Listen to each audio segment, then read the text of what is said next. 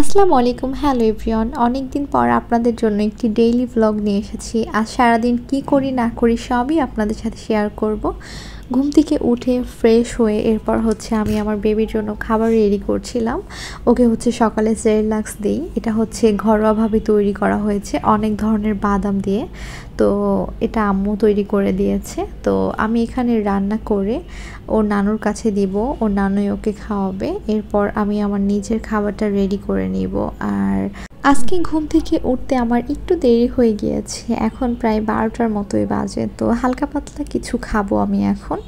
দুধ ছিল বের করা, তো এখানে একটু দুধ নিয়েছি এবং ওটস ছিল বাসায়। আমি ভেবেছিলাম একটি পেনকেক বানাবো, তো কলা ছিল না বাসায় এবং ময়দাটাও ছিল না। তো আমি সংক্ষেপের মধ্যে কিছু একটা করব। আমার এক এক সময় এক একটা খাবার ট্রাই করতে ভালো লাগে, আর সব সময় এক খাবার খেতেও কিন্তু ভালো লাগে না।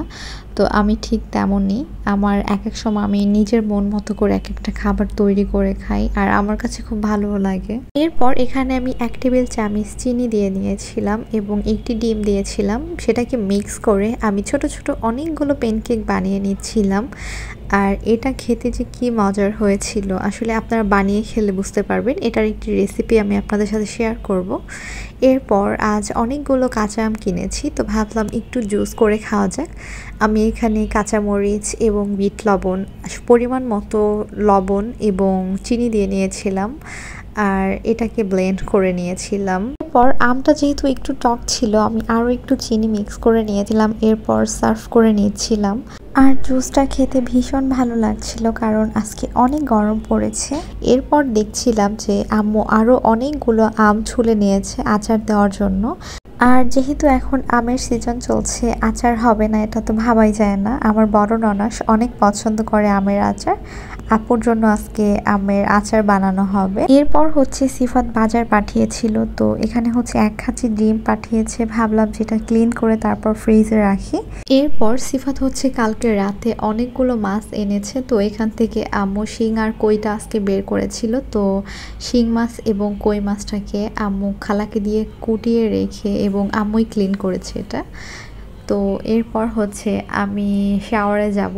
এই সোপটা আমি আড়ং থেকে নিয়েছিলাম কিছুদিন আগে, তো ভাবলাম যে আজকে ইউজ করে দেখি, তাই বের করেছি। এরপর আমি শাওয়ার নিয়ে নিয়েছিলাম, আর আমি কিন্তু এই শ্যাম্পুটা প্রায় 4 বছর যাবত ইউজ করছি এবং খুব ভালো একটি রেজাল্ট পেয়েছি। আপনারাও চাইলে ব্যবহার করে দেখতে পারেন। তারপর শাওয়ার নিয়ে আমি সিফুর সাথে খেতে বসেছি। খাওয়া শেষ করে আমি যে বাবুকে এখনও ব্রেস্ট ফিডিং করাই, তো আমি একটু দুধ জাল করে নিব। আমি প্রতিদিন চেষ্টা করি 1 গ্লাস করে দুধ খাওয়ার জন্য।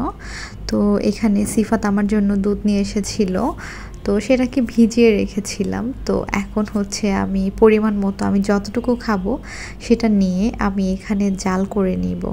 এখানে আমি দুধটাকে খুব সুন্দর করে জাল করে নিয়েছি। এরপর গ্লাসে ঢেলে নিয়ে আমি উপর দিয়ে কিছু জাফরান দিয়ে দিচ্ছি।